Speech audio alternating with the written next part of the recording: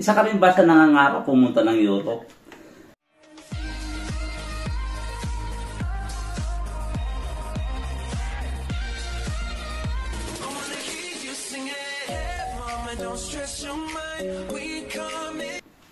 Hi guys! So, andito muli, nagbabalik si Agin Martinez dahil meron akong ibabalita sa inyo.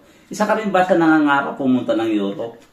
So, sa video ito, wala po munang Poland. So, pag-uusapan natin ay ang ibang part ng Europe.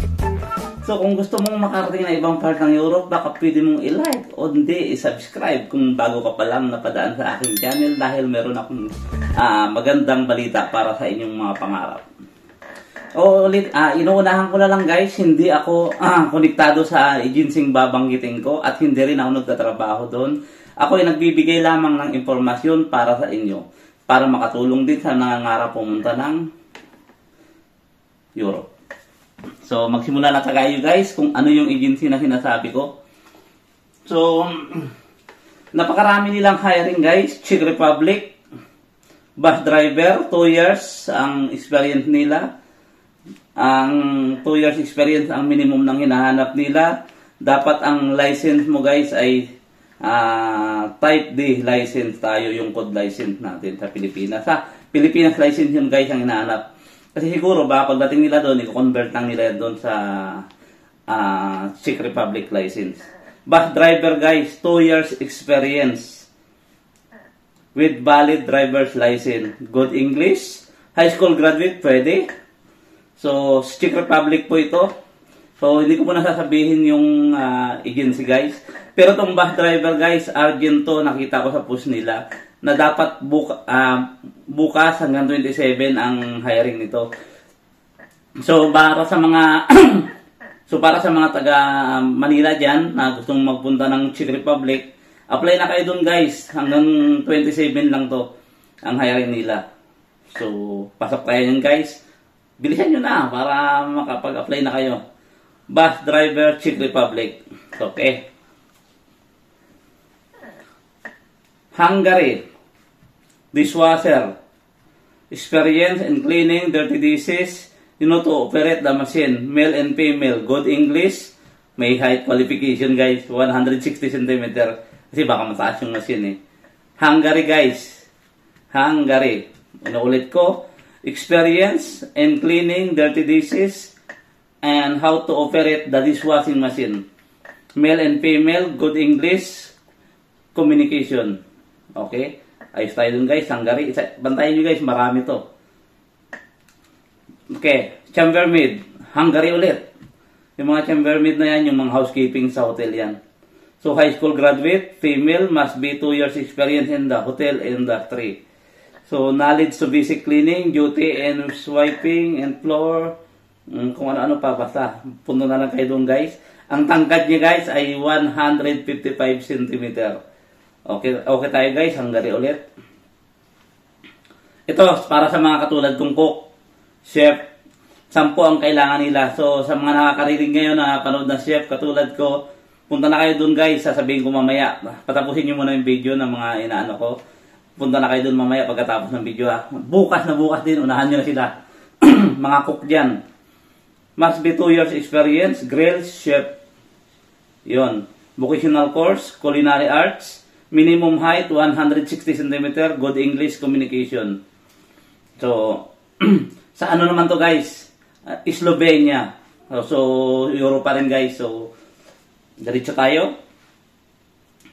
Ito naman, sa Hungary, kitchen helper, female only. So, sa mga babaeng kitchen helper dyan na may experience ng at least 1 year experience sa restaurant, pizzeria. So, high school graduate lang or vocational pwede. So, knowledge in food preparation and knowledge in cleaning the kitchen, washing the dishes, and other kitchen equipment and utensil. Minimum height, 155 cm. Good command English. Okay, ayos tayo dyan. Hungary ulit ito guys. Ito. Croatia Production Operator. Male, high school graduate. 1 year experience in metal drilling, metal machine, on large machine assembler, metal tuner, So, kung isa ka sa nabanggit niyan, electric motor, experience metalworking, good manual dexterity, height at least 160, good English skill. So, good lang, okay na. Croatia to guys ha. Ang dami nilang hiring guys. Buong Europe yata, kinuha na nila. May Saudi Arabia rin sila pero hindi ko na babanggitin dahil pang Europe lang tayo. Okay. Slovenia ulit.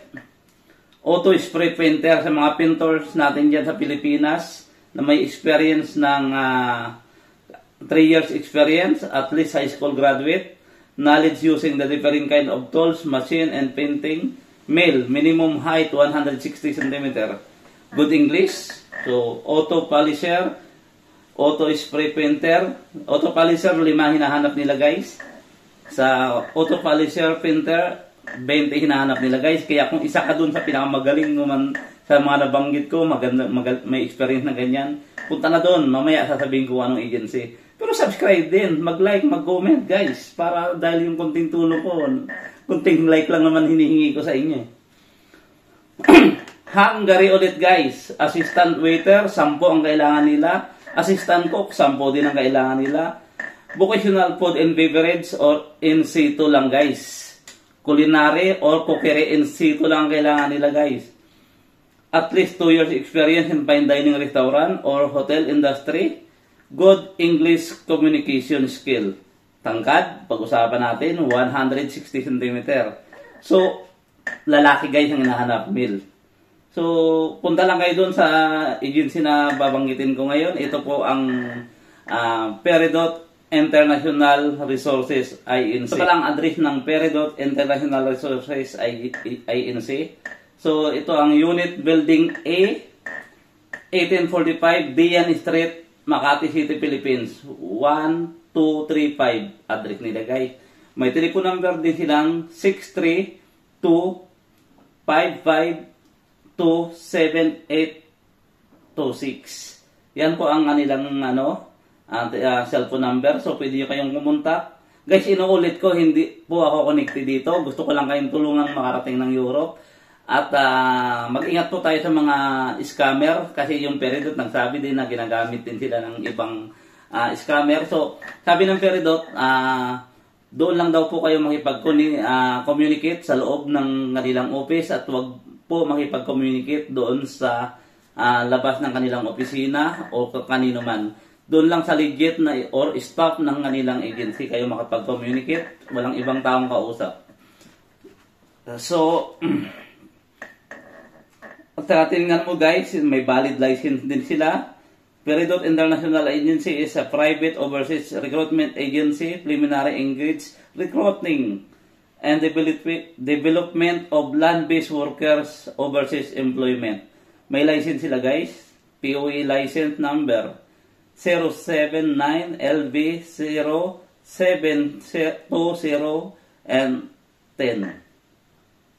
So, may sinabi rin sila guys na strictly follow standard and recruitment.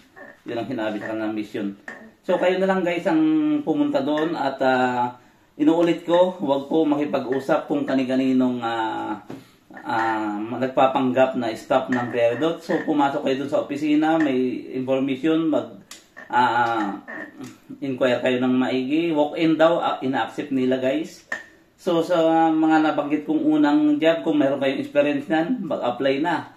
So, ito nga pala si Arjen Martinez ang nagsasabi ng, if you want to be a successful, living a simple life is okay. So, maraming salamat nga pala sa mga subscriber natin na patuloy na tumatangkilik ng aking vlog. At sa marami ring salamat sa mga bagong subscriber. Sa mga sa Saudi Arabia, sa mga nag-comment ng nakaraan, salamat sa iyo. Sa Hong Kong, sa Taiwan. So ngayon guys, ipa-comment naman natin kung saan nakakarating yung video natin. So, pwede nyo rin i-comment yung anong gusto nyong content sa susunod. So para magawa natin ang paraan.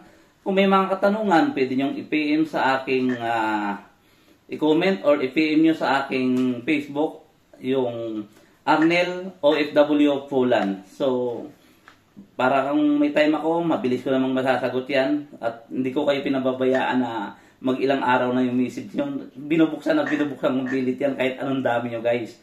Nandito ako sa Poland para magbigay ng advice sa inyo na hindi na kayo ma-scam.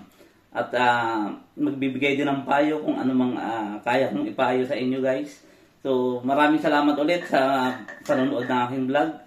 So see you ulit guys in my next vlog and God bless you and mag-ingat po tayo sa bawat panig ng mundong OFW yung kagaya ko. So magdasal-dasal tayo na makarating na tayo sa Poland. So maraming salamat guys and I love you all.